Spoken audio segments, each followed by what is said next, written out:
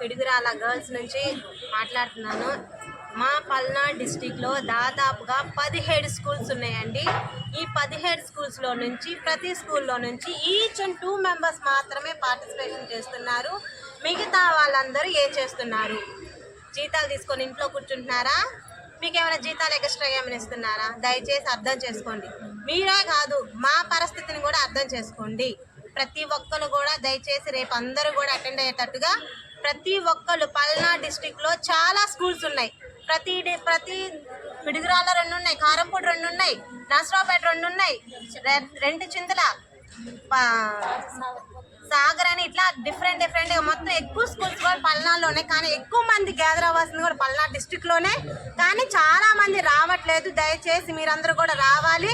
మన పల్నాడు డిస్టిక్లో ఉన్న ప్రతి ఒక్కళ్ళు కూడా మా పల్నాడు దేనికి తక్కువ కాదు అనే చైతన్యాన్ని మీలో నింపాలని నేను గట్టిగా ఆశిస్తూ ఈరోజు సెలవు తీసుకుంటున్నాను.